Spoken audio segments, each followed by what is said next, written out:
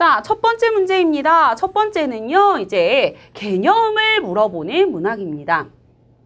직장 생활에서 필요한 연산 업무에 자주 사용되는 다음과 같은 계산식에 대한 설명이 올바른 설명이 아닌 것은 이라고 되어져 있습니다. 자, 그래서 우리가 먼저 개념을 살펴보니까요. 이익 증가율, 그 다음에 제품 불량률, 판매 감소율, 시장 점유율, 매출 달성률, 이 개념에 대해서 묻고 있네요. 자, 그러면 이익 증가율이라고 하는 것은 이익이 얼마나 증가했는지를 물어보는 거겠죠. 그래서 증가하기 전에 이익의 양에 대해서 증가한 이익의 양이 차지하는 비율을 의미한다라고 되어져 있습니다.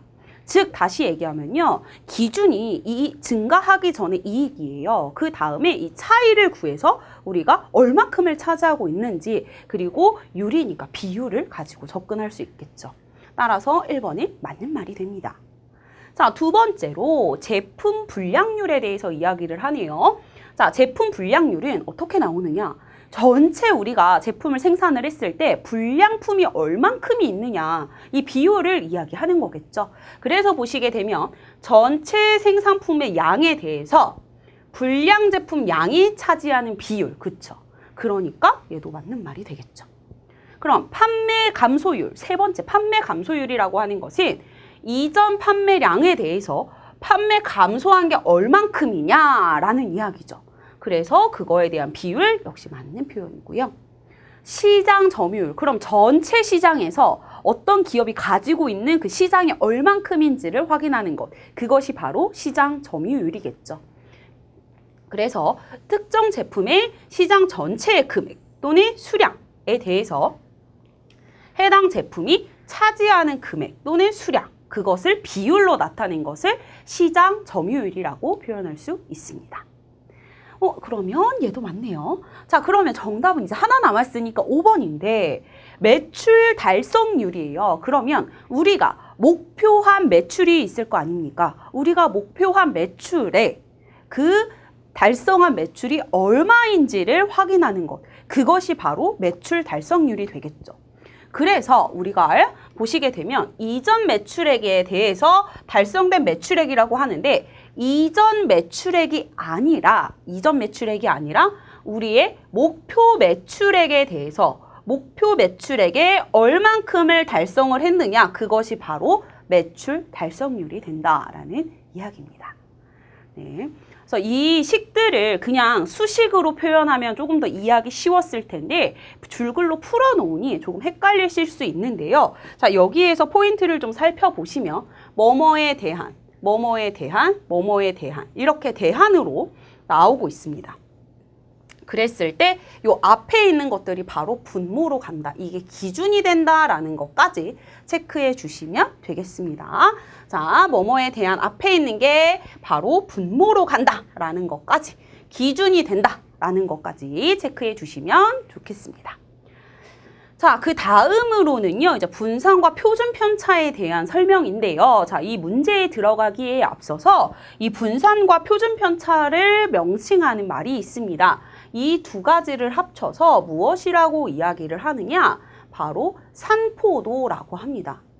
산포도라고 하는 것은 평균에서 자료들이 얼마만큼 떨어져 있느냐, 평균과 떨어진 정도, 평균과 떨어져 있는 정도를 이야기해요. 그 얘기는 다시 얘기하면 자료의 퍼짐 정도를 의미한다라는 거죠. 그럼 자료가 어떻게 퍼져 있니? 어떻게 되니? 이거를 우리가 확인할 수 있는 거죠. 그렇다면 자, 산포도가 크다. 산포도가 크다라고 하면 이 얘기는 자료가 퍼져 있는 게 크다라는 거잖아요. 그러니까 평균을 기준으로 넓게 퍼져 있다라는 거 우리가 알 수 있다라는 이야기죠. 그래서 산포도가 크다라고 하는 것은 평균으로 흩어져 있다. 평균으로부터 흩어져 있음을 의미합니다. 그럼 자료가 더 많이 퍼져 있는 거죠. 자, 그 다음에 산포도가 작다라고 하는 의미는 작다라고 하는 것은 무엇을 의미하느냐? 평균에 많이 모여 있다. 즉 평균에 모여 있음을 의미합니다.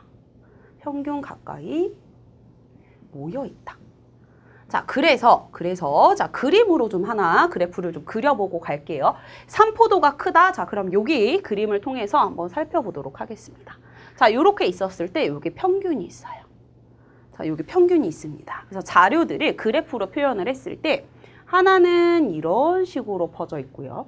한 친구는 이렇게 퍼져 있다고 해보겠습니다.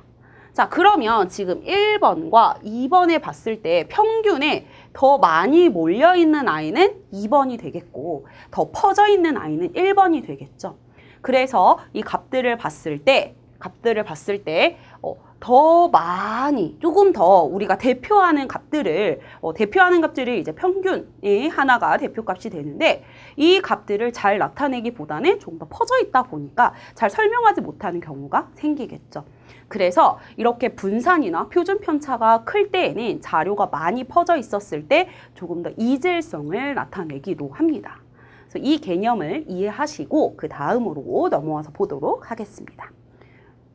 자, 다음 중 분산과 표준 편차에 대한 설명으로 적절하지 않은 것이 무엇이냐라는 건데, 자, 1번 분산이라고 하는 것은 자료에 퍼져 있는 정도를 수치로 알려주는 도구다. 그쵸?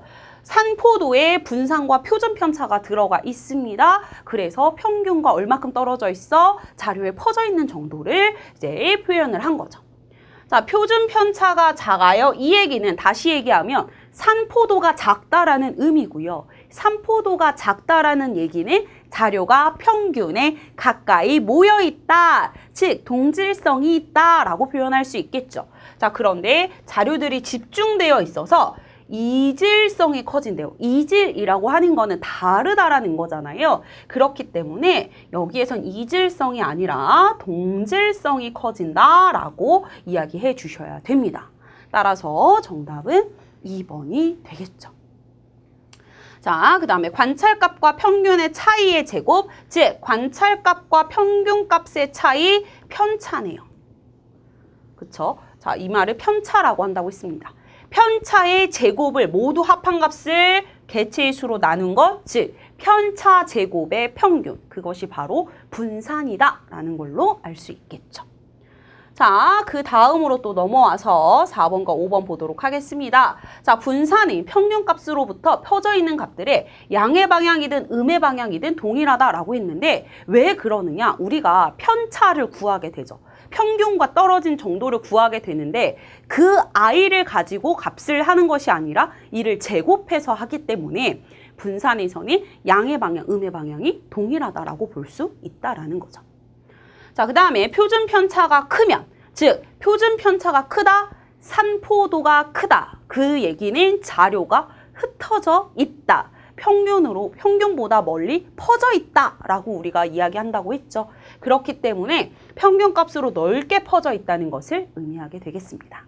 따라서 이번의 정답은 바로 2번이 되겠죠.